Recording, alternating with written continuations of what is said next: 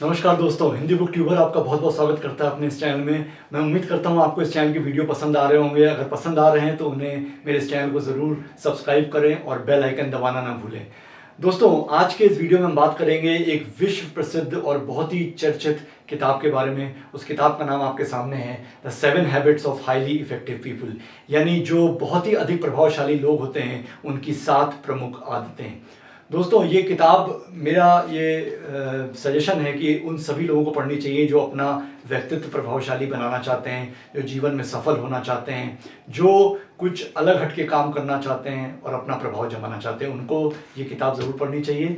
हम एक एक करके हर एपिसोड में इसकी एक एक आदत के बारे में चर्चा करेंगे। तो आज फर्स्ट हैबिट के बारे में बात करेंगे। उसका नाम है बी प्रोएक्टिव। अगर हिंदी में कहें अग्र सक्रिय, यानी आप अग्र सक्रिय कैसे हो सकते हैं, प्रोएक्टिव कैसे हो सकते हैं अपने जीवन में।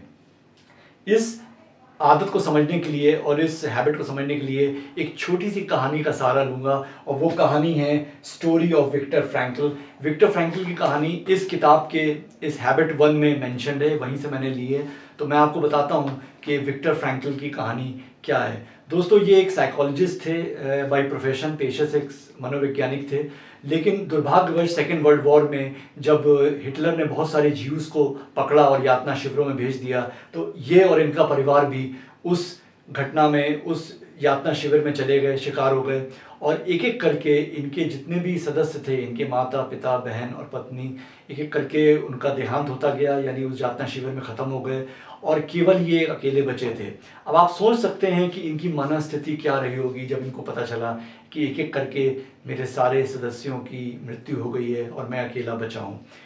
उस यातना शिविर का वर्णन इन्होंने इस कहानी में किया है कि उसमें वो यातना शिविर में क्या होता था। इतने बुरी बुरी यातनाएं दी जाती थी जो मानव के लिए एक सोच पाना भी जो है बहुत मुश्किल है, और वो यातनाएं इन्होंने झेली। जब यातनाओं की अति हो गई बहुत, तो एक दिन ये अकेले कमरे में बैठे हुए थे, बहुत सारी यातनाएं इनको दी जा चुकी थी।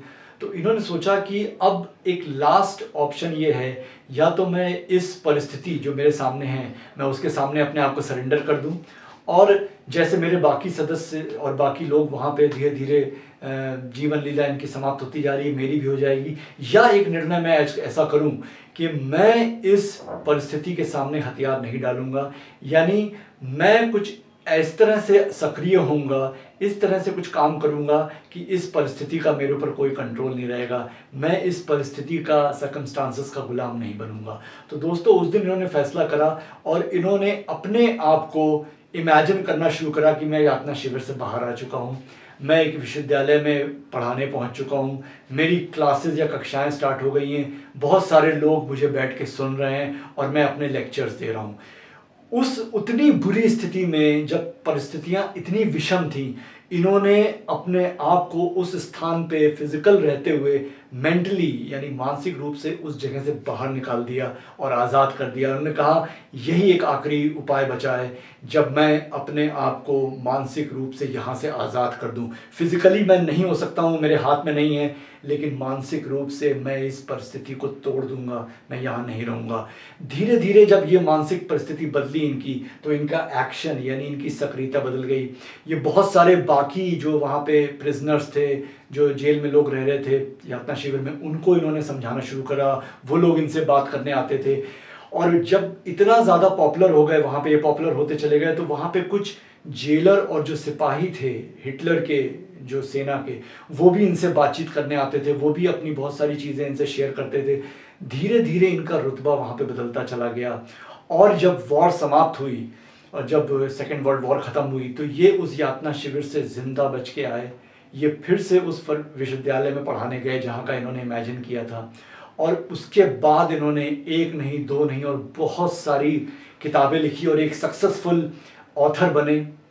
और आपको जान के हैरानी होगी, इनकी जो उम्र का स्पैन था, ये उस वर्ल्ड वॉर से जब बाहर आए हैं तो 92 ईयर्स की एज में इनका निधन हुआ, यानी 92 साल की लंबा जीवन यापन इन्होंने करा अपनी उस आदत को, जो इन्होंने बी प्रोएक्टिव, यानी इन्होंने कहा मैं सरेंडर नहीं करूँगा, सर्कमस्टांसेस के अगेंस्ट में जाके मेरा रिस्पॉन्स नहीं आएगा, मेरा रिस्पॉन्स मैं तय करूँगा कि मुझे कैसे रिस्पॉन्ड करना है।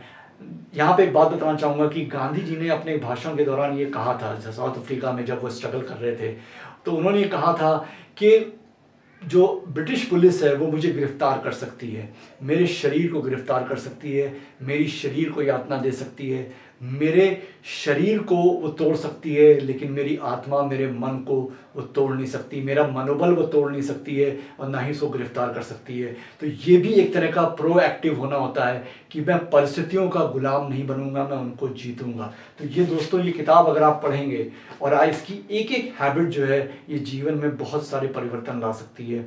इस किताब को ज़रूर पढ़ें। जो पहली हैबिट है, हमने आज इसके बारे में जानकारी ली कि प्रोएक्टिव यानी परिस्थितियों के गुलाम न बनते हुए उनके हिसाब से रिस्पॉन्ड नहीं करने, रिस्पॉन्स मैं तय करूँगा। यानी प्रतिक्रिया क्या होनी है वो ज़रूरी नहीं है, क्रिया क्या होगी, मैं करूँगा क्या उन परिस्थितियों में, ये मैं तय करूँगा।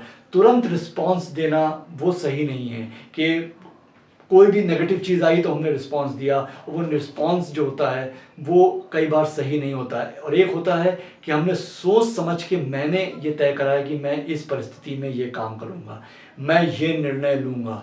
तो वो जो क्रिया आप करते हैं दैट इज़ प्रोएक्टिव, यानी आप अग्र सक्रिय हैं। तो दोस्तों, मैं उम्मीद करता हूँ आपको मेरा आज का ये एपिसोड अच्छा लगा होगा और इस किताब को आप पढ़ना शुरू करेंगे। मेरे अगले एपिसोड में मैं हैबिट 2 के बारे में आपसे चर्चा करूंगा। तो देखते रहिए हिंदी बुक ट्यूबर।